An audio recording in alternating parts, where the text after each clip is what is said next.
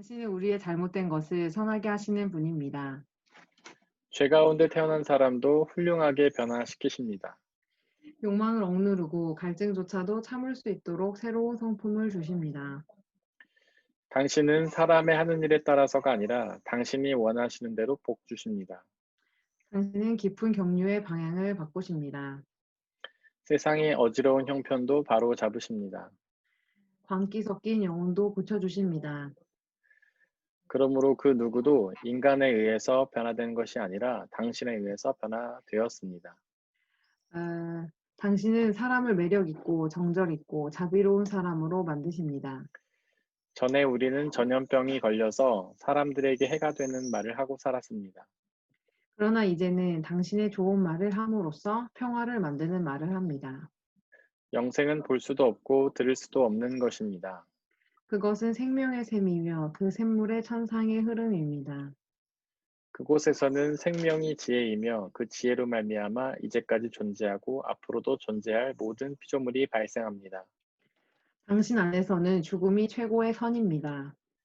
왜냐하면 아무것도 하나님과 떨어져 있는 것이 없기 때문입니다. 그러므로 우리는 세상의 종말에 대해서 두려워할 필요가 없습니다. 나를 아시는 주님이시여, 내가 당신에게 알려줬듯이 당신을 알게 하소서. 나의 영혼 속으로 들어와 내 영혼을 당신과 어울리게 만들어서 더럽지 않도록 보호하소서. 당신의 눈 앞에서는 양심이 심연까지 드러나 있습니다.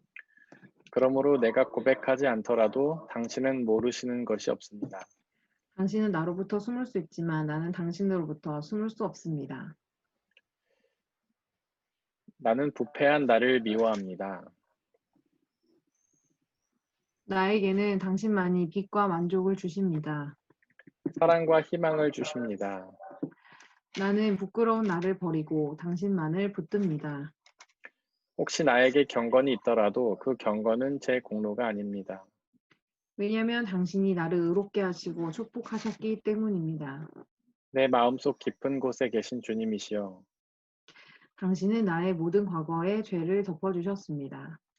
용서해 주셨습니다. 믿음과 은혜로 내 영혼 안에 변화를 일으키셨습니다. 당신은 자신의 약함을 깨달은 자를 은혜로 강하게 하셨습니다. 예수님의 이름으로 기도드립니다. 아멘. 아멘. 오늘은 시편 2편을 하려고 하는데요. 네, 지난번에 시편 2편 1절부터 6절까지 했거든요.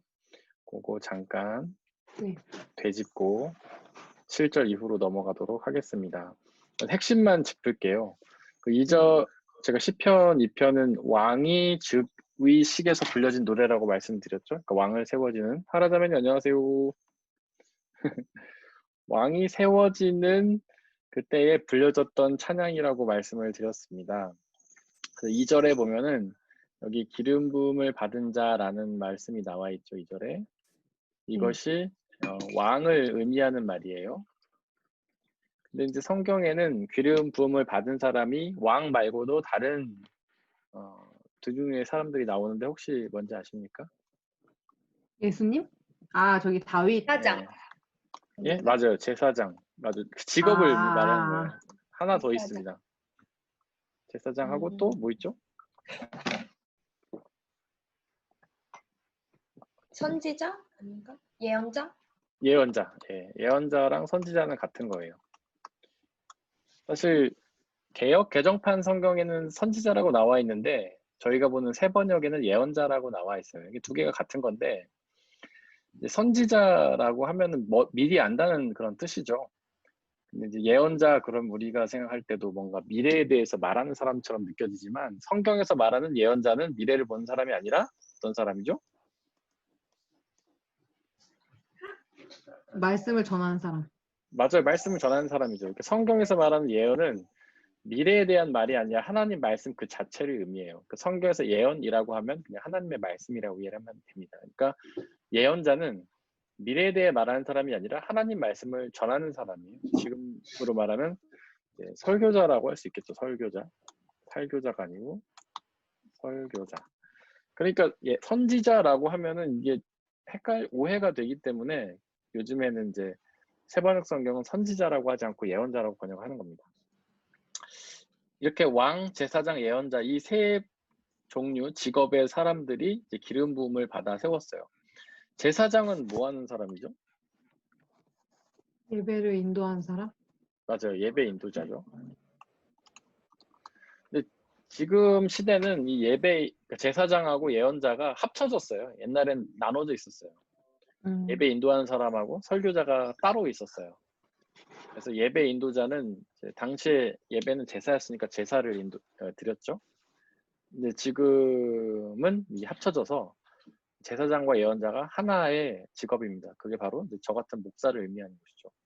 그래서 당시에 그러니까 구약 시대 때 이렇게 왕과 제사장, 예언자 이런 사람들이 기름 부음 받아서 세워졌어요. 이게 무슨 뜻이냐면 기름 부음을 받았다는 거는 하나님의 택함을 받은 사람들이란 뜻이에요. 하나님께서 택함을 받아서 하나님의 일에 쓰임 받는 사람이 이 세 종류의 사람이죠. 근데 지금은 이제 하나님께 택함 받는 사람이 단순히 이제 목회자나 뭐 이런 사람뿐 아니라 모든 성도가 사실 하나님의 부르심을 받은 것이죠. 우리는 하나님이 부르시지 않으시면 이제 믿음을 가질 수가 없잖아요. 이 세상에는 많은 사람들이 믿음을 갖고자 하지만 하나님께서 그들에게 은혜를 주시지 않으면 그들이 은혜 가운데 나올 수 없잖아요. 그게 뭐냐면 하나님이 부르시지 않으시면 그 누구도 이제 믿을 수 없다. 그렇기 때문에 이제 신약에 와서 지금 시대에는 기름 부음 받은 자라고 하면은 모든 그리스도인을 의미한다고 할 수 있습니다. 그래서 여기서 하나는 이 기름 부음 받은 자는 이제 왕을 의미하지만 원래는 왕을 의미하지만 지금은 이 말씀을 우리 모든 신앙인들에게 하시는 말씀으로 이해를 하시면 됩니다. 그리고 아까 이제 지은 자매가 말씀을 했는데 기름 부음 받은 자라는 게 왕과 제사장, 그다음 예언자를 의미하기도 하지만 또 누구를 의미하기도 한다고 했죠? 예수님? 예수님이죠. 예수님을 이제 기름 부음 받은 자라고 하죠. 기름 부음 받은 자라는 것의 히브리어가 뭔지 아십니까? 여러분들 굉장히 잘 아는 말이에요. 그리스도. 그거는 이제 헬라어고 예수. 헬라어로 메시아, 예수는 메시아. 맞아요, 메시아. 맞아요, 메시아. 제가 너무 다급했죠? 아니요, 맞아요. 열정적으로 대답해서 감사하고. 예수님은 이제 구원자란 뜻이죠, 구원자. 예수는 구원자. 아, 예수님 구원자. 네. 히브리어로 메시아가 기름 부음 받은 자, 이제 헬라어로는 그리스도가 기름 부음 받은 자. 그러니까 우리가 근데 메시아다. 그리스도도 구원자 아니에요? 네, 맞아요. 그러니까 원래 단어의 의미는 기름 부음 받은 자인데 그것이 의역해서 이제 구원자라는 의미로 변형이 된 거예요. 아주 좋은 지적이었어요. 구원자는 의역입니다. 의역. 원래 의미는 기름 부음 받은 자라는 뜻이에요. 그러니까 이제 우리는 메시아 그러면 뭔가 그 기적을 베풀고 그런 놀라운 일을 행하는 사람처럼 생각하지만 원래 의미는 기름 부음 받은 자죠. 그러니까 하나님께 택함을 받았다는 뜻이에요. 근데 예수님은 왕이나 제사장이나 뭐 예언자들하고는 다르게 특별히 부르심을 받았죠. 그러니까 특별히 부르심을 받은 자.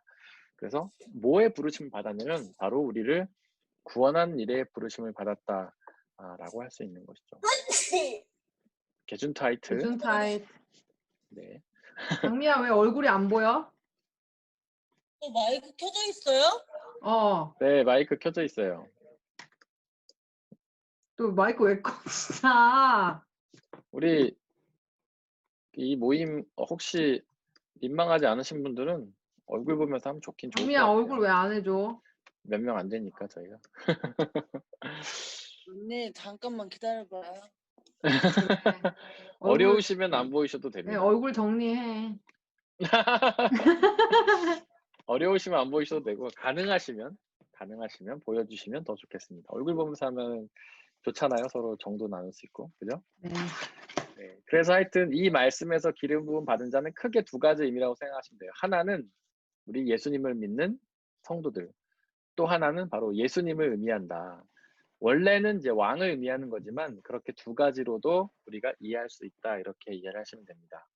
그리고 이제 2절에 보면 여기 세상의 임금들이라는 단어가 나오죠. 세상의 임금들. 근데 여기서는 이제 주변 나라의 임금들을 의미하기는 해요. 근데 이들이 하는 역할이 뭐냐면 함께 음모를 꾸며가지고 주님을 거역하는 일을 하는 거예요. 그러니까 이들이 이제 당시에는 하나님이 세운 왕을, 그러니까 이스라엘의 왕을 하나님이 기름 부어 세웠잖아요. 이 사람들을 이제 처단하고 자기네가 이스라엘을 먹으려고 함께 음모를 꾸몄던 거예요.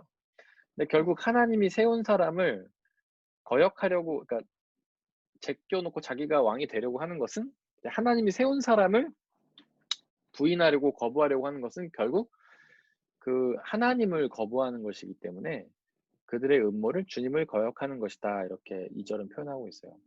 근데 주님을 거역하는 존재 중에 대빵이 누굽니까? 대빵. 사탄. 사탄이죠. 그래서 이 2절은 사탄으로도 이해할 수가 있어요. 그러니까 기름 부음 받은 자는 예수님과 성도들을 의미할 수도 있고 세상의 임금들은 사탄을 의미할 수도 있다. 이제 이렇게 이해를 하시면 됩니다. 그리고 나서 4절에 보니까 이제 이 세상의 임금들이 음모를 열심히 꾸몄는데 하늘 보좌에 앉으시니가 웃으신다고 이렇게 기록하고 있어요. 하늘 보좌에 앉으시니가 누굴까요? 하나님. 예, 하나님이죠. 네. 성경에서 하늘은 뭘 의미한다고 했죠? 하나님이 계신 곳. 맞아요. 하나님이 계신 곳을 하늘이라고 표현한다고 했어요. 그 이유는 뭐냐면 하늘이, 혹시 그 이유도 아십니까? 왜 하늘을 하나님이 계신 곳이라고 생각합니까? 하나님의 통치가 있는 곳? 하나님의 통치는 세상에도 있긴 있죠. 하늘에만 있는 것은 아니고. 나 갈 수 없는 곳이어서? 아, 네? 맞아. 다시 한번. 엄청 큰 곳? 하나자매님 뭐라고 하셔서 잘 안 들렸어요. 우리가 갈 수 없는 곳이어서요. 예, 맞아요. 그러니까 첫 아. 번째 의미로는 인간이 범접할 수 없는 곳인 거예요. 절대적인 장소. 그러니까 성경은 하나님을 보면 죽는다, 볼 수 없다 이렇게 표현하잖아요. 그 얘기는 뭐냐면 하나님 우리가 볼 수 없는 거예요. 범접할 수 없는 거예요, 인간이. 그래서 하늘이라고 하면 지금은 우리가 뭐 하늘을 비행기 타고 가고 우주 여행도 하지만 옛날 이 성경에 기록될 때는 그렇지 못했거든요. 그래서 하늘이라는 것은 인간이 범접할 수 없는 곳, 절대적인 장소였어요. 그래서 하늘을, 하나님이 계신 곳을 하늘이라고 표현했던 거죠. 또 하나의 의미가 있어요. 두 번째가 더 중요한 의미인데, 하늘을 하나님이 계신 곳으로 표현했던 두 번째 의미를 혹시 아십니까? 땅의 반대. 네. 땅의 반대. 네. 반만 맞았다고 할게요. 네. 두 번째는 뭐냐면, 바로 생명이 내려오는 곳이에요. 생명이 주어지는 곳. 하늘에는 햇빛이 내리고 비가 내렸죠. 근데 햇빛과 비는 생명의 근원이잖아요. 이 세상의 모든 생명체가 햇빛을 맞지 않거나 물이 없으면 죽잖아요. 그래서 당시의 사람들은 하늘에서 해가 내리고 해가 비치고 빛이 내릴 때 그것을 생명의 근원이라고 생각을 했어요. 하나님은 창조주시잖아요. 생명의 근원이죠. 그래서 이 하늘이 생명이 내려오는 곳이기 때문에 이 하늘에 창조주이신 생명의 근원이신 하나님이 계신다라고 고백을 했던 거예요. 하늘에 계신 분, 하늘에 보지 않으신 분은 하나님을 의미합니다. 근데 그 하나님이 이 세상 임금들의 음모를 웃으십니다. 그 주님께서 비웃으세요. 왜냐하면 그들이 아무리 자신의 지혜로 계획을 한다고 해도 하나님 보시기에는 어리석은 것이기에 그런 거죠. 예주 예언이가 뭐 이거는 예입니다. 예. 아빠를 속이고 아빠가 1시간만 게임을 하라고 했는데 아빠를 속이고 2시간 해야지 하고 자기들이 막 작당을 했어요. 막 작전을 세웠어요. 그럼 제가 그 작전을 보면 모를까요? 다 알잖아요. 나를 속인다는 걸 알잖아요. 우리도 우리보다 어린 사람들이 우리를 속이려고 하는 거 다 보이잖아요. 그들이 뭔가 계획하는 게 다 보이잖아요. 그것처럼 사람이 아무리 엄청난 음모를 꾸며도 하나님이 보시면 다 보이는 거예요. 그러니까 하나님이 그들의 계획을 웃으시고 비웃으시는 거죠.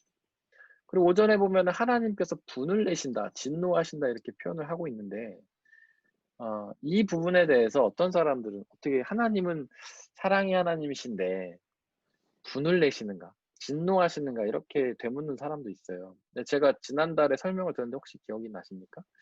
하나님이 분을 내시고 진노하신다는 표현의 의미가 무엇인지? 이건 뭐냐면 진짜 화가 나고 진짜 진노하셨다는 게 아니라 그들에게 정말 분이 나고 있다, 진노한다고 그냥 보여주신 거예요. 하나님이 정말 화가 나고 진노한 게 아니고 그냥 그들에게 하나님이 화났다고 보여주신 거예요. 예를 들면 이제 저희 애들이 잘못하면 제가 일부러 무서운 표정을 막 지어요. 목소리도 막 높이고. 그 이유는 뭐냐면 애들이 아, 이거를 하면 아빠한테 혼이 나는구나 이런 걸 깨닫게 하기 위해서예요. 애들이 뭔가 잘못했는데 제가 막 웃으면서 장난치듯이 말하잖아요. 그럼 애들은 진지하게 생각하지 않아요. 같이 장난을 쳐버립니다. 야, 너 왜 간식을 초콜릿을 이렇게 많이 먹었어? 웃으면서 하면은 아, 먹어도 되는데 아빠 장난치는 거라 생각하고 막 웃으면서 또 계속 먹어요. 근데 딱 인사를 하면 박 쓰고 이제 그만 먹어 하면 이제 그때 그만두는 거죠. 그것처럼 하나님께서 우리에게 당신이 화나셨다는 표시를 하지 않으면 인간은 그것을 깨닫지 못하고 계속해서 막 나가기 때문에 하나님이 그것을 보여주시기 위해서 그렇게 했다. 그러니까 하나님 안에 있는 사랑과 자비의 성품은 그대로 있지만 단지 우리에게 잘못했다는 것을 가르쳐 주시기 위해서 분을 내고 진노하셨다. 이렇게 저희가 말씀 나눴습니다. 네, 이제 오늘은 잠깐만요. 주석이 안 좋아지네요. 7절부터 하려고 합니다. 7절. 혹시 지난주에 했던 것 중에서 질문이 있으십니까? 질문이나 나누고 싶으신 거 있으시면 좋습니다. 7절로 넘어가도록 하겠습니다. 이제 1절부터 6절까지는 사실 그 왕의 어떤 상황에 대한 서술이기도 하고 6절부터는 하나님의 말씀이기도 해요. 근데 7절부터는 뭐냐면 그 세워지는 왕이 자신의 고백을 하는 겁니다. 그러니까 이것이 우리 신앙인들의 고백이 되어야 하는 거죠. 지금 여기 글씨 다 보이세요? 끝까지? 네. 네, 저한테는 좀 가려져서 안 보이셔가지고 그 여러분들도 안 보이시나? 옆에 창에 조금 가려져요. 예, 근데 더 보이게 하기가 어렵네요. 그냥 괜찮습니다. 이만큼 가지고 네, 하겠습니다. 자, 이제 세워지는 왕이 자신의 어떤 사명에 대해서 고백하는 장면입니다. 그러니까 이거는 곧 우리 그리스도인들이 하나님께서 택하여 부르신 그리스도인들의 고백이 되어야 하는 거죠. 그러니까 이 왕의 고백을 보면서 우리들도 이런 사명을 감당해야겠구나 이런 다짐을 이제 해야 되는 것입니다. 그래서 이제 왕이 이렇게 고백을 해요. 나 이제 주님께서 내리신 칙령을 선포한다. 칙령이라는 거는 하나님의 말씀이죠. 하나님의 뜻이죠. 그거를 이제 신학적인 용어로 뭐라고 하냐면 계시라고 합니다. 계시. 계시란 말 들어보셨죠? 계시라고 하면 어떤 느낌이 드시나요? 계시.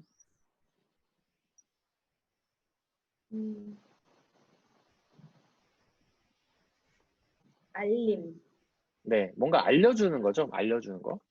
이제 하라자매님이 정확하게 얘기해 주셨는데 이제 독일어로는 오픈바룽이죠. 오픈바룽.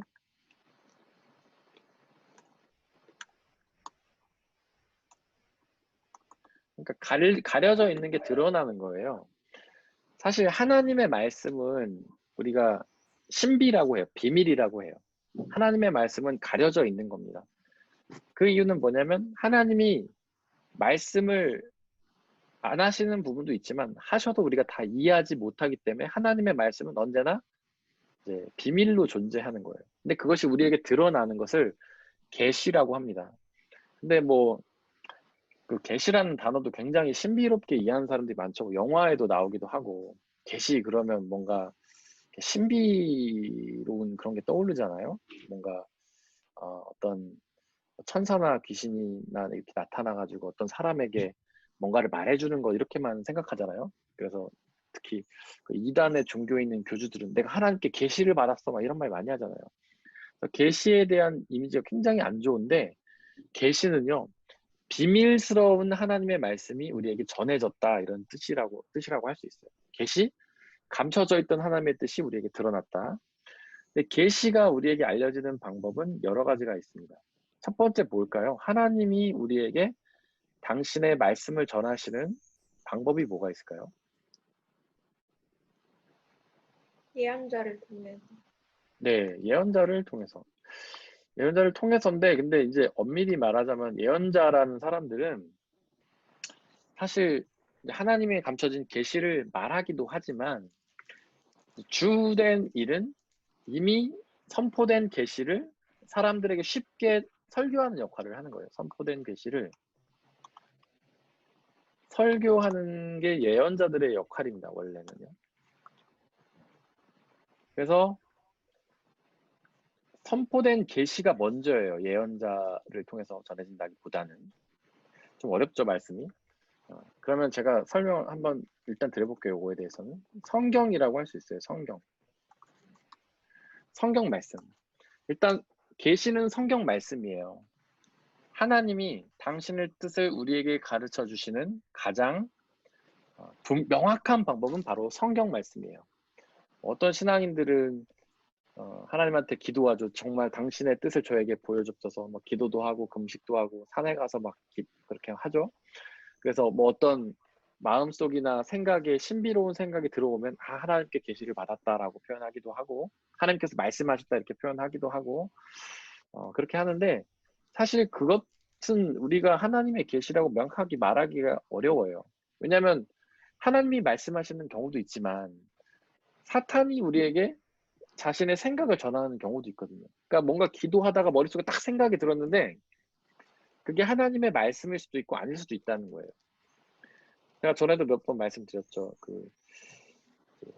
신학생들이 신학교 다니다 보면은 자매들한테 종종 듣는 이야기가 있어요.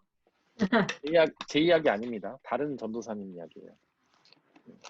아내가 듣고 있기 때문에 제 이야기 아님을 분명히 밝혀둡니다. 근데 이제 어느 날 자매가 찾아와가지고 전도사님 제가 어제 기도를 열심히 했는데 하나님께서 전도사님의 얼굴을 보여주셨어요. 하나님의 전도사님하고 결혼하라고 말씀하시나 봐요. 이렇게 이제 와서 얘기하는 경우가 있어요. 자기가 기도하다 보니까 자신의 생각에 어떤 전도사님의 이름을 떠올랐으니까 그게 하나님의 계시라고 생각한다는 거예요. 물론 기도하다가 떠올랐으니까 우리가 하나님의 계시라고 생각할 수도 있지만 기도하다 떠올랐음에도 불구하고 사탄이 불어넣는 악한 생각일 수도 있어요. 우리가 기도하다가 보면 늘 믿음의 생각만 듭니까? 그렇지 않잖아요. 유혹도 많이 받잖아요. 악한 생각도 많이 하잖아요. 그러니까 기도하다 받았다고 해서 다 계시가 아닌 거예요. 그러니까 우리 머릿속에 그냥 드는 생각을 무조건 하나님이 주시는 계시다라고 생각하면은 그거는 위험한 겁니다. 근데 분명한 계시가 있어요. 그건 바로 성경 말씀이죠. 이거는 기록된 하나님의 말씀이잖아요. 하나님이 우리에게 가장 분명하게 전해주시는 계시는 바로 성경 말씀이에요. 그래서 만약에 여러분들이 하나님의 뜻이 궁금하다면 하나님의 계시가 필요하다면 성경 말씀을 읽으시면 돼요. 저번에 지난달인가 우리 지은 자매님이 우리 청년부 말씀 나눔할 때 그런 고백하셨잖아요. 말씀을 이렇게 통독을 하고 묵상을 하다 보니까 그동안 알지 못했던 너무 많은 말씀들을 알게 됐고 우리가 삶에서 고민하고 있는 여러 가지 문제들에 대한 답이 다 성경에 들어있는 것을 발견했다. 자매님 이런 고백을 했죠. 맞아요. 우리 성경 속에는요. 이미 우리가 하고 있는 모든 질문에 다 답이 들어있어요. 하나님은 이미 우리가 궁금해하시고 우리가 궁금해하고 알고자 하시는 모든 것들을 다 계시해서 성경책으로 기록해 놓으셨어요. 그러니까 우리가 신비로운 뭔가 계시를 바랄 필요가 사실 없어요. 우리가 기도하고 바란 것들에 대한 대답이 다 성경에 돼 있기 때문에. 근데 이제 하라자매님이 하나님께서 예언자를 통해서 계시를 주신다고 했는데 제가 이렇게 말했죠. 선포된 계시를 설교하는 자가 예언자다라고 말씀드렸어요. 즉 뭐냐면 예언자가 하는 일은 이 성경에 기록된 하나님의 계시의 말씀을 우리가 이해할 수 있도록 전하는 사람이 예언자인 거예요. 사실 우리가 성경을 읽을 때 막 묵상을 해나가면은 그것이 다 이해되는 경우도 있지만 그러지 못한 경우가 더 많잖아요. 아까 우리가 2절 말씀 하늘 보좌에 계신 이라는 것에 대해서 하나님이구나 그냥 대충 생각은 했지만 그것이 왜 하나님인지에 대해서 저 같은 사람이 설교해 주니까 더 잘 알 수 있었잖아요. 성경에서 하늘은 하나님이 계신 곳을 의미하는 것이구나. 그러니까 하나님이 하늘에 계신 분은 하나님이구나라고 더 알 수 있잖아요. 그러니까 이 성경 말씀 자체가 하나님의 계시지만 그 말씀 자체도 우리가 이해할 수 없는 부분이 많기 때문에 이 예언자들이 이 계시를 설교해 주는 겁니다. 그러니까 예언자를 통해서 계시를 전해준다는 것은 성경 말씀과 같은 맥락이에요. 자, 그럼 그 다음에 또 성경 말씀 말고도 하나님이 계시하시는 방법이 있습니다. 뭘까요? 제가 아까 이제 기도하는 중에 어떤 생각이 떠오른다고 해서 무조건 계시가 아닐 수도 있다 이렇게 말씀을 드렸는데 계시일 수도 있습니다. 물론 그것이 성령을 통한 계시죠. 근데 이 성령을 통한 계시예요. 우리가 기도하다가 어떤 생각이 들었을 때 그게 성령을 통한 계시일 수도 있어요. 물론 아닐 수도 있지만 그래서 그런 성령을 통한 계시는요 반드시 검증이 필요해요. 무엇을 가지고 검증을 할까요? 말씀. 맞아요. 말씀. 이미 하나님께서 선포하신 계시를 기록한 말씀인 성경 말씀을 통해서 검증을 해야 돼요.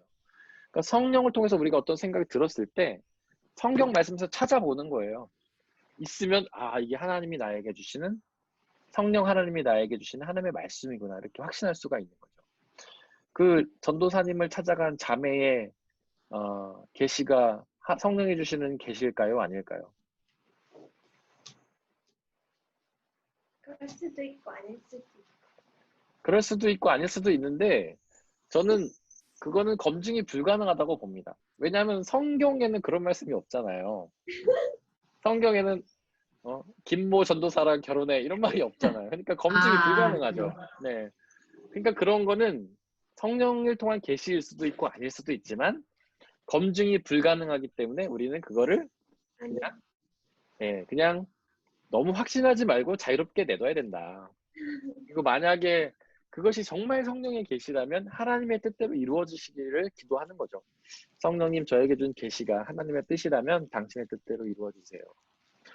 만약에 그 신학생을 찾아간 전도사님을 찾아간 자매의 계시가 사실이라면 하나님께 기도하면 그렇게 이루어지겠죠. 둘이 짝이 맺어지겠죠. 그런 식으로 검증을 하면 된다는 겁니다. 여러분 자다가 꿈에 누구 나왔다고 해서 성령의 계시라고 너무 생각하시면 안 됩니다. 자, 또 하나님의 말씀이 계시되는 방법이 세 번째가 있어요. 뭐가 있을까요?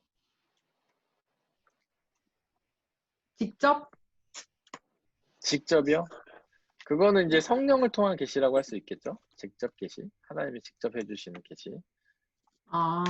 네. 이거는 3번은 간접 계시입니다. 간접 계시.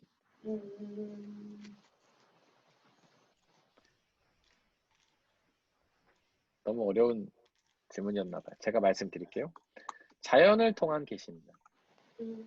자연 계시라고 해요. 보편 계시라고도 하고. 자연 우주 만물에 우리를 향한 하나님의 뜻이 드러난다는 거예요. 왜냐하면 자연은 바로 하나님이 창조하신 피조물이기 때문에 그래요. 저희가 욥기 옛날에 말씀 나눔하면서 그 얘기했죠. 욥이 계속해서 고난 가운데 있는 하나님의 뜻이 무엇입니까? 불평하면서 따지듯이 물으니까 하나님이 너 눈을 들어서 이 자연을 봐 이렇게 말씀하시잖아요. 그게 뭐냐면 그 안에 하나님의 뜻이 숨어 있다는 거죠. 그래서 그 자연을 통해서 하나님이 드러내고자 하셨던 건 뭐냐면 그 자연이 결국엔 다 하나님의 뜻 가운데로 운용이 된다. 자연 가운데는 좋은 것도 있고 나쁜 것도 있지만 우리에게 이로운 것도 있고 해로운 것도 있지만 그 모든 것이 자연 안에서 하나를 이뤄서 결국 하나님의 뜻을 이루어간다라는 것이죠. 자연에는 해충, 우리가 끔찍히 싫어하는 벌레도 있죠. 바퀴벌레, 모기, 파리. 우리는 그런 거 보면서 하나님이 이런 걸 왜 창조하셨나 불평하기도 하잖아요. 좋은 것도 많죠. 맛있는 음식, 뭐 돼지고기, 닭고기, 뭐 햇빛, 비 이런 거를 보면 너무 감사하고 좋잖아요. 근데 하나님의 창조에는 이렇게 우리가 좋아하는 것도 있지만 싫어하는 것도 있단 말이에요. 우리에게 이로운 것도 있고 해로운 것도 있고. 그러나 이 모든 것이 결국 하나를 이루어서 하나님의 뜻을 이루어간다는 거죠. 이제 그런 것을 보면서 우리는 하나님의 뜻을 깨닫는 거예요. 우리의 삶도 똑같아요. 자연하고. 우리의 삶이 평탄할 때도 있고 고난을 만날 때도 있지만 결국에 그 모든 것이 하나님의 뜻 가운데 이루어간다는 거죠. 이것이 이제 세 번째 자연계시입니다. 이 자연계시 안에는요. 어떤 깨달음 같은 것도 있어요. 그러니까 사람이나 자연을 통한 깨달음.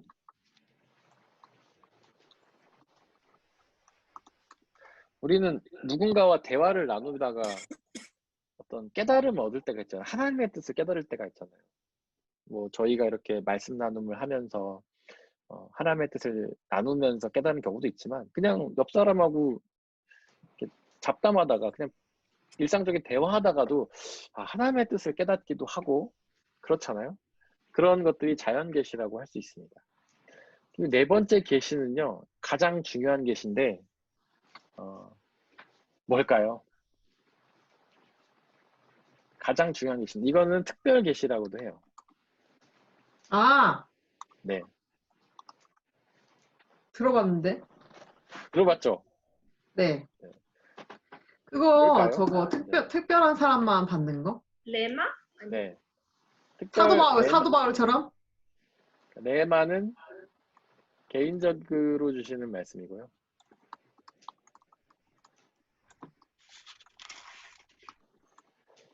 특별 계시. 이거는 어려울 것 어디서 같으니까 들었는데 그거? 답을 말씀드릴게요. 예수 그리스도가 특별 계십니다. 아, 예수님.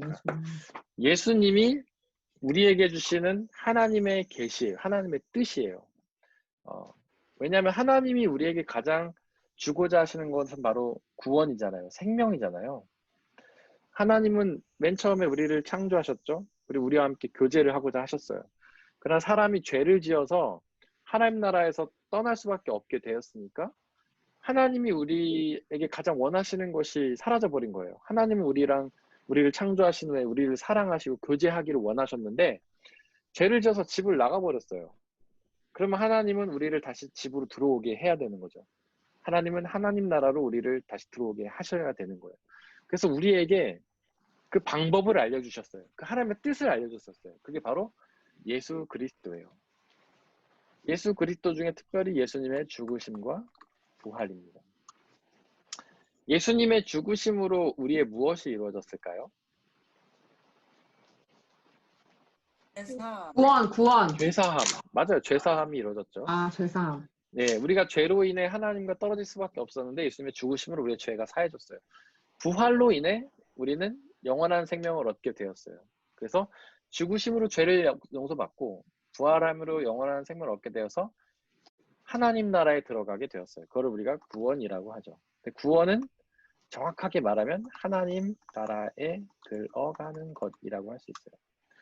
태초에 하나님이 우리를 지으신 이유는 하나님 나라에서 함께 교제하길 원하셨던 것인데 우리가 죄를 지어서 하나님 나라 밖으로 나가버리니까 당신의 뜻이 담긴 그 다음에 하나님의 뜻은 뭐였냐면 다시 우리와 함께 교제하기를 원하셨던 거죠. 그 교제하고 싶은 뜻을 담긴 예수님 우리 가운데 보내주신 거예요. 그래서 예수님은 그 뜻을 이루기 위해서 십자가에서 죽으시고 부활하셔서 우리를 구원하셔서 다시금 하나님 나라로 들어가게 해서 하나님과 함께 살게 하신 것이죠. 그래서 계시 중에 예수 그리스도라는 계시가 특별 계시고 예수님 중에서도 특별히 예수님의 죽으심과 부활의 계시가 가장 중요한 계시다라고 할 수 있어요. 그런데 7절에 보니까 나 이제 주님께서 내리신 칙령을 선포한다라고 했죠. 그러니까 여기서 나는 누구냐면 바로 하나님께서 기름 부어 세우신 왕이죠.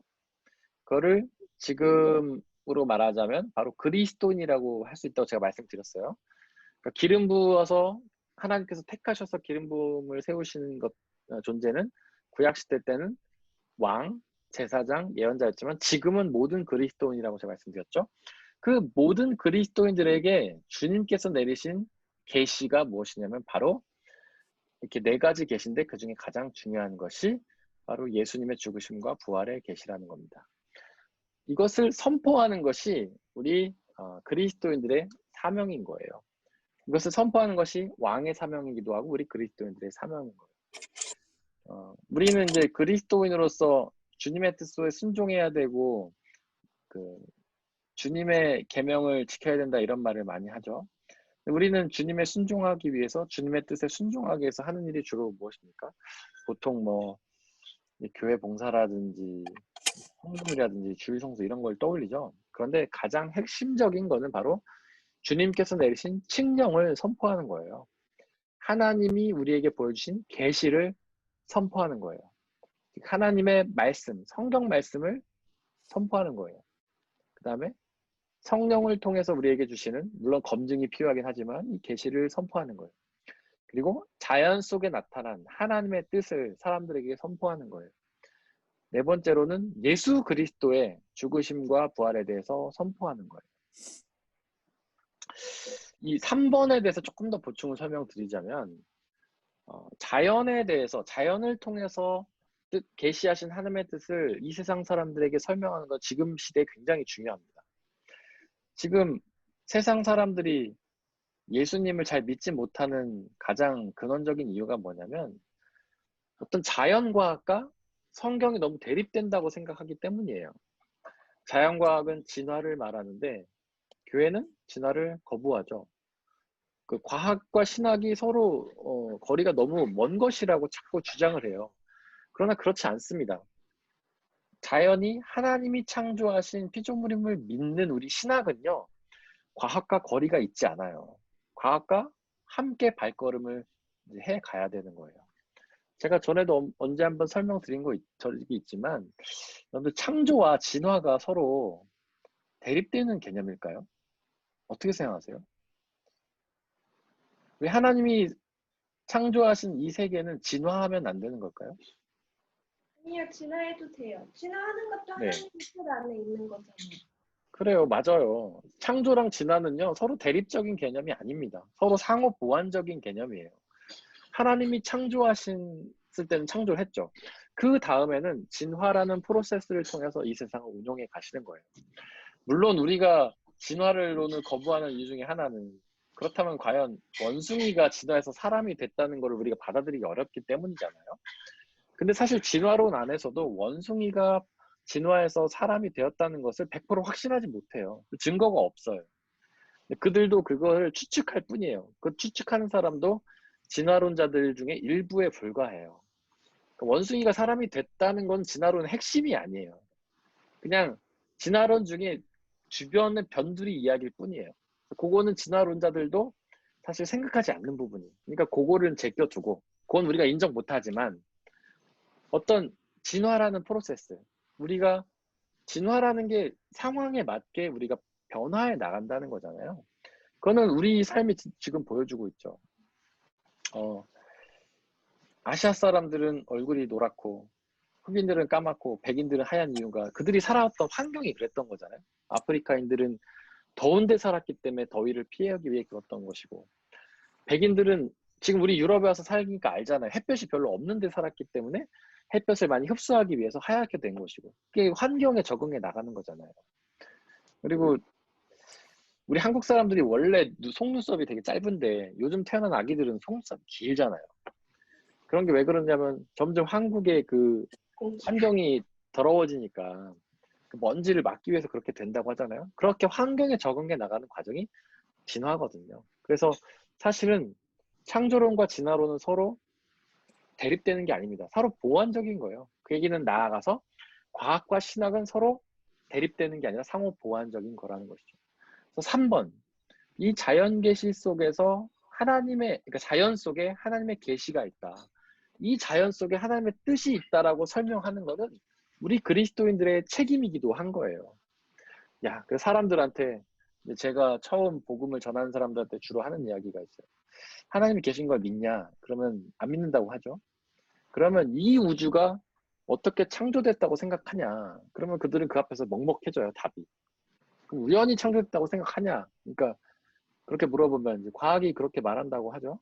그럼 제가 또 그런 얘기를 하죠. 이렇게 이 마우스 하나도 우연히 만들어질 수가 없는데 어떻게 우주가 우연히 만들어지는가? 하나님이 만들었기 때문이다 라고 설명을 하는 거예요. 그럼 그들이 어느 정도는 받아들입니다. 아, 하나님이라는 존재가 이 우주를 창조했구나. 이렇게 라고 받아들여요. 그러니까 우리가 어떤 자연에 있는 것들을 막무가내로 대립하지 않고 뭔가 성경의 가르침을 통해서 설명하려고 노력하면 믿지 않는 자들이 그것을 통해서 하나님을 경험한다는 거예요. 그래서 3번, 자연 계시를 사람들에게 설명하는 것은 우리 그리스도인들이 굉장히 중요한 책임입니다. 그 이유는 뭐냐면 바로 복음을 전하기 위해서. 그래서 우리 그리스도인들은 가능한 한 과학 지식이 많아야 된다고 저는 생각해요. 그래서 가능하면 여러분들이 과학책도 많이 읽고 양자역학도 읽으시고 상대성 이론도 읽으시고 블랙홀 이론도 읽으셔가지고 진화론에 대해서도 더 많이 공부해서 그것을 믿지 않는 사람들에게 설명하는 작업이 필요하다. 그리고 가장 중요한 것은 바로 4번이겠죠. 예수 그리스도의 계시, 특별 계시를 전하는 거. 이상사상 사람들이 다 힘든 이유가 뭐냐면 여러분들 프로이트라는 철학자 다 아시죠? 정신과학자. 네. 프로이트가 이제 모든 사람들이 다 정신병을 앓고 있다고 했는데 그 정신병이 뭐냐면 바로 죄책감이에요. 철학자 니체도 죄책감에 우리가 시달리고 있다고 했어요. 죄책감에 시달리고 있는 사람들이 세상 사람들 다 그래요. 뭔가 잘못하면 내가 무슨 죄를 져서 그러지? 라고 얘기하잖아요. 혹은 내가 전생에 무슨 죄를 져서 그러지? 라고 얘기하잖아요. 이게 뭐냐면 모든 사람들이 다 죄책감에 시달리고 있다는 뜻입니다. 그렇기 때문에 그들은 그것을 정신병적으로 앓고 있어요. 힘들어하고 있어요. 괴로워하고 있어요. 그래서 예수 그리스도의 죽으심에 대해서 전하는 것, 즉 예수님의 죄 사함에 대해서 전하는 것은 그들을 그런 정신병에서 우울증에서 죄책감에서 벗어나게 해주는 너무 귀한 것이기 때문에 우리는 세상 사람들에게 예수 그리스도의 죽으심에 대해서 전해야 되는 거예요. 세상 사람들이 죄책감에 시달리면서 힘들어하고 있으면 야, 걱정하지 마. 예수님이 너 대신 죄를 지고 죽으셨어. 예수님이 너의 죄를 용서하셨어. 라고 계속해서 죄사함과 용서에 대해서 전하고 죄책감에서 벗어나라고 전하는 것이 우리 그리스도인들의 책임입니다. 7절 말씀 다시 한번 요약하면 우리 그리스도인들은 주님이 우리에게 주신 계시를 선포하는 사람들인데 그 계시는 4가지 계시. 성경 말씀의 계시, 성령을 통한 계시, 자연 계시, 그리고 예수 그리스도라는 계시. 이 4가지 계시를 우리는 이웃들에게 전해야 하는 겁니다. 혹시 여기까지 질문 있으세요? 없습니다. 네. 좀 어려운 부분이 있었던 것 같은데 이해 안 되시는 부분은 없으신가요? 제가 오늘 설명을 좀 잘 못한 것 같은데요. 혹시 이 계시는 예전에도 한번 네. 들었던 것 같습니다. 네. 그래서 이해가 잘 되셨습니까? 네, 네, 다행입니다. 저는 이제 매우 잘 되었습니다. 다행입니다. 저는 했던 이야기를 반복하는 경향이 있는데 많이 그 반복하신 이유는 것 같습니다. 그 이유는 뭐냐면 혹시나 조금이라도 덜 이해가 됐거나 오해가 됐다면 여러분들한테 잘 가르쳐 드리기 위해서 저는 그 반복되는 내용이 있지만 알매도 불구하고 계속 이야기하고 있습니다. 여러분들이 잘 알고 계시지만 한 번 더 우리가 또 복습하면 더 잘할 수 있으니까 그렇게 이해해 주시면 좋을 것 같습니다. 그럼 질문이 없으면 저희가 서로 삶과 기도 제목을 나누고 같이 기도하고 마치도록 하겠습니다. 먼저 우리 1등으로 오신 지은 자매님부터 할까요? 저부터요? 네.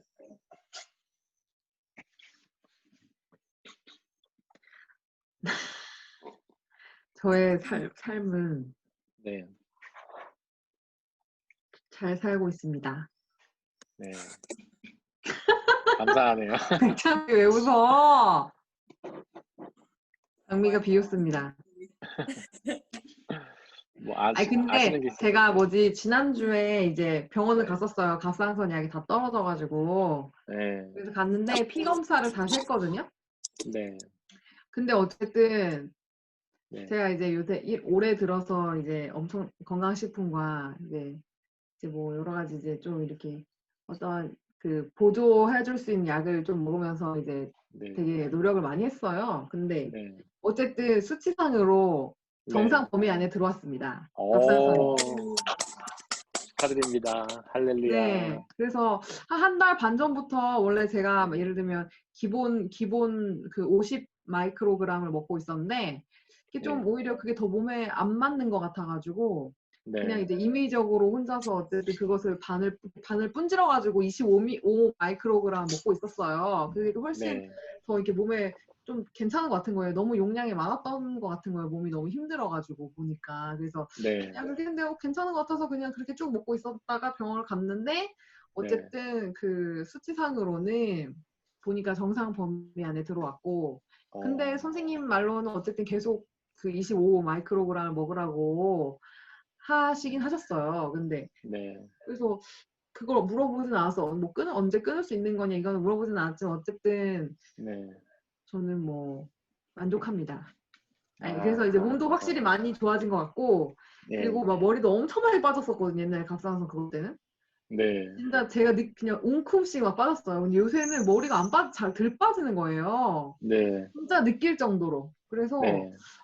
되게 신기하더라고요. 그래서 이제 좀 어쨌든 간에 계속 그 건강해지는 것에 막 많이 집중하려고 하고 있었는데, 네. 약도 많이 먹었어요. 건강식품. 근데 아무튼 효과를 본 것 같아서 너무 기쁘고, 네.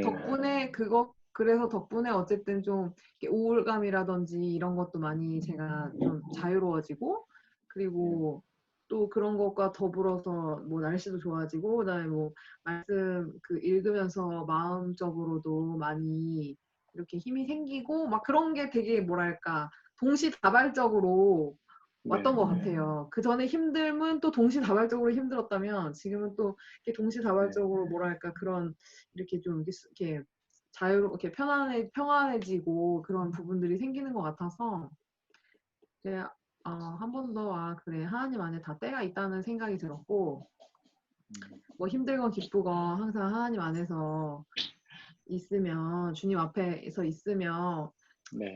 그냥 그렇게 사는 거구나. 그렇게 사는 게 아닐까. 앞으로 또 어떤 일들이 또 막 함께 몰려올 수도 있겠지만, 네. 그렇게 사는 건가 보다 그냥 그런 생각이 많이 들어서 요새는, 네. 뭐랄까. 아무튼 요새는 되게 많이 이렇게 좀 저의 삶에 있어서도 좀 적극적인 마음들이 되게 많이 생겨서 예. 감사하고, 네. 네, 아무튼 되게 너무 감사하게 되게 되는 것 같아요. 어쨌든 육체적으로도 네. 그렇고, 그래서. 네. 저희 기도 제목은 네. 이제 끊임없이 어쨌든 그 말씀과 네. 그다음에 기도와 그런 찬양 안에서 항상 이렇게 주님이 저에게 이끌어 주시는 길들을 잘 분별하면서 순종해 나갈 수 있도록. 목사님 말씀처럼 진짜 어떤 게 사단이 주는 생각인지 뭐 하나님 주신 생각인지 잘 분별 못할 때가 많잖아요. 근데 네. 정말 엄청 그게 중요한 것 같더라고요. 그래서 항상 네. 그렇게 잘 분별해 나가면서 잘 네. 지낼 수 있도록 기도해 주십시오. 알겠습니다. 우리 하라자매님이요? 저요? 네. 저는 한국에서 너무 좋은 시간 보낼 것 같고요. 네. 코로나 덕분에 6주라는 긴 시간 동안 보내고 올 수 있어서 너무 감사했고, 네. 또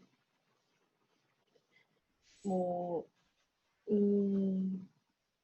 다시 여기에 와서 자가격리를 해야 되는 거랑 또 그것 때문에 출장을 빨리 다시 못 가게 되는 거 뭐 이런저런 걱정이 많았었는데 그럴 걱정할 필요가 전혀 없었고 상사나 회사가 너무 당연하게 자연스럽게 받아줘서 너무 감사하고 네.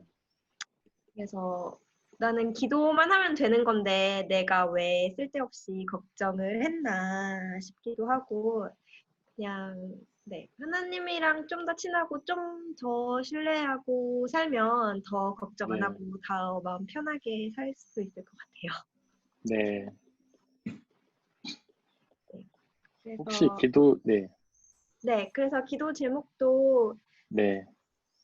지금 요즘에 나는 하나님이 나를 사랑하고 있고 네. 하나님이랑 동행하는 삶은 너무 즐거운데 이렇게 네. 계속 지속될 수 있고 하나님의 말씀에 좀 더 귀 기울일 수 있도록 네. 몸의 건강에만 신경 쓰는 게 아니라 영적 건강에도 더 신경 쓸 수 있도록 노력했으면 좋겠어요. 네. 우리 장미자매님이요.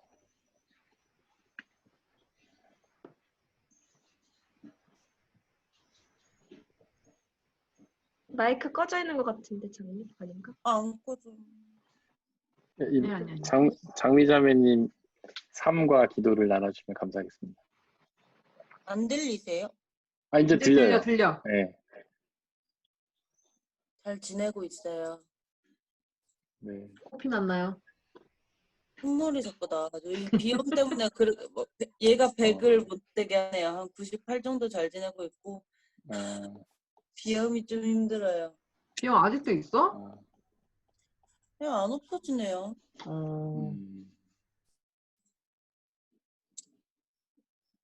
네. 그리고 제 기도 제목은 사실 뭐 언니들 얘기한 거나 다 똑같아요. 저도 말씀, 뭐 기도 생활 잘 하고 싶고 영적 건강 챙기고 싶은.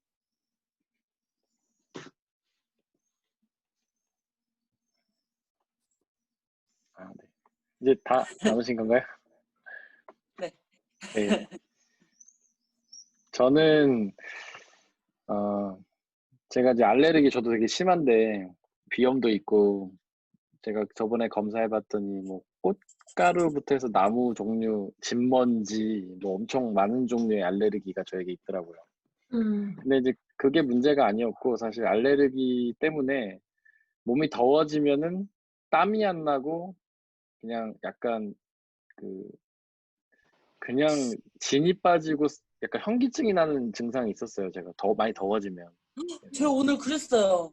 네, 그게 알레르기가 있으면 그런 현상이 일어나요. 알레르기가 있으면은 운동을 하거나 더워지면 땀이 안 나고 대신 막 너무 힘들어지고 지쳐지고 호흡곤란이 오고 심하면은 이제 기절할 수도 있어요. 네.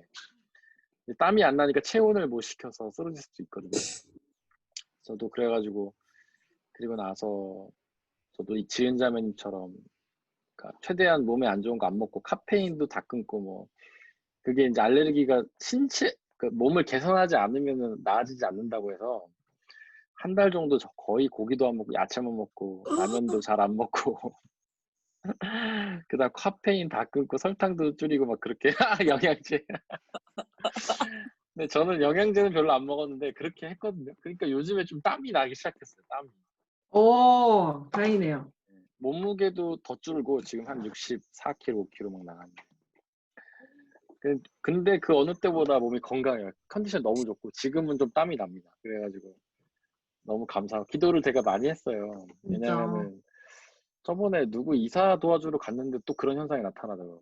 이사도 뭐 못하고 운동 못하는 건 둘째치고 조금만 더운 데 가면 막 호흡곤란이 오고 막 그래가지고 제가 기도를 많이 했는데 좀 주님께서 많이 이제 호전시켜 주셔서 너무 감사하고요. 저는 그게 기도의 감사의 제목이고 기도 제목은 먼저 저도 말씀과 기도에 하나님 지혜를 주셔서 하나님의 말씀을 잘 전하는 그런 사명 감당을 해달라는 게 저의 기도 제목이고 또 하나는 제가 지금 노동비자 서류를 넣어놓고 기다리고 있어요. 네, 그것이 하나님의 뜻 가운데 잘 진행이 될 수 있도록 기도해 주시기를 부탁을 드립니다. 저희 오늘은 한 번에 다 같이 서로를 위해 중보하고 누가 혹시 한 분이 마무리 기도 해주고 싶은 분 계십니까? 지은자매님 방금 손을 드신 것 같기도 한데. 장미를 이렇게 가르치려고. 은지은 자매를 추천합니다. 장미가 제발 한 번만 했으면 좋겠습니다. 그러면 저는 오늘은 제가 하겠습니다. 자, 우리 기도 제목 다시 한번 말씀드릴게요. 우리 지은자매님 늘 하나님의 말씀과 기도와 찬양에 집중하고 또한 하나님의 뜻을 분별해서 또 그것을 순종할 수 있도록 기도해 주시길 바라고요. 하라 자매님은 하나님과의 친밀함이 지속될 수 있도록 그래서 육신의 건강도 중요하지만 영적인 건강에 더 마음을 쓰기를 기도해 주시기 바랍니다. 장미 자매님은 말씀과 기도 생활을 통해서 하나님과 깊은 교제를 통해서 영적 건강을 위해서 기도해 주시기 바라고요. 저도 하나님의 주신 지혜로 하나님의 말씀 더 잘 깨닫고 잘 전하는 목회자가 될 수 있게 기도해 주시고, 또한 지금 진행 중인 노동 비자를 하나님께서 잘 허락해 주시기를 기도해 주시기 바랍니다. 우리 서로 이 시간 함께 중보기도 하고요. 제가 기도하고 마치겠습니다. 사랑의 하나님, 이 시간 우리 교회 공동체를 위해 기도합니다. 우리 사랑하는 지은자매님, 하나님께서 건강 주심에 감사합니다. 하나님께서 역사해 주셔서 다시는 그 건강 잃지 않게 하시고 전보다 더 건강한 모습 회복시켜 주셔서 하나님 늘 건강하고 평안한 삶 살 수 있도록 역사해 주셔서 육신의 건강 주시니 감사합니다. 하나님의 말씀에 더욱 집중하게 하시고 하나님의 말씀을 더욱 친밀하게 깊이 묵상하며 하나님과 깊은 교제를 나누게 하셔서 하나님의 뜻을 더욱 잘 깨닫고 분별하여서 그 뜻에 순종하며 나아갈 수 있도록 아버지 역사해 주시기를 소망합니다. 하나님 장미자매를 위해 기도합니다. 하나님의 장미자매님 비염 가운데 고생하고 있습니다. 아버지 역사해 주셔서 치료하고 회복시켜 주시고 더욱더 건강한 모습 보일 수 있도록 아버지 역사해 주셔서 하나님 말씀과 깊은 기도의 교제를 통해 하나님과 더 가까이 나아가게 하시고 하나님 더 바라보게 하시고 하나님 더 사랑할 수 있도록 역사해 주옵소서. 하나자매를 위해 기도합니다. 한국에 잘 다녀오게 하시 하나님 감사합니다. 새로운 힘을 주셔서 감사합니다. 다녀온 이후에 여러 가지 어려울 수 있었던 일들을 잘 해결해 주셔서 감사합니다. 하나님 앞으로의 3 동안에도 하나님의 말씀에 기도에 더욱 집중하면서 하나님과 깊은 교제를 나누게 하시고 육신의 건강도 중요하지만 영적인 건강에 더욱 집중하여서 하나님을 바라보며 나갈 수 있는 은혜 주시길 간절히 소망합니다. 사랑의 하나님, 우리의 삶 가운데 역사해 주심에 감사합니다. 우리의 삶 속에서 우리를 힘들게 했던 것들, 우리의 마음에 들지 않았던 것들, 우리가 원치 않았던 그 모든 일들이 있었지만 그것들이 결국 합력하여서 당신의 선을 이루는 줄을 믿습니다. 그 은혜를 경험케 하고 그 은혜를 통해 하나님의 뜻을 알게 하시니 감사합니다. 하나님 앞으로의 삶을 살아가면서도 여러 가지 일들을 만나겠지만 그 가운데에서도 그 믿음을 잃지 않고 기쁜 일을 만나도 교만하지 않으며 어려운 일을 만나도 좌절하지 않으며 늘 하나님의 선하신 뜻을 믿고 담대하게 나아가게 하여 주옵소서. 하나님, 우리의 삶보다 더 중요한 것은 하나님과의 깊은 교제인 줄을 믿습니다. 하나님, 이 세상이 해야 될 일들도 너무나 많고 하고 싶을 일들도 너무나 많지만 그 일들보다도 그 무엇보다도 하나님의 말씀을 묵상하며 하나님과의 기도를 통해 깊은 교제를 나누게 하시고 하나님의 뜻을 분별하여 알고 순종하며 나아갈 수 있는 저희가 될 수 있도록 역사해 주옵소서. 성령 하나님 우리와 함께 해주시고 이 험한 세상을 살아갈 때에도 늘 우리와 함께 해주시고 우리를 지켜보아 주옵소서. 감사합니다. 예수님의 이름으로 기도드렸습니다. 아멘. 수고하셨습니다. 좋은 밤 되세요. 안녕하세요. 안녕하세요. 끊을게요. 네.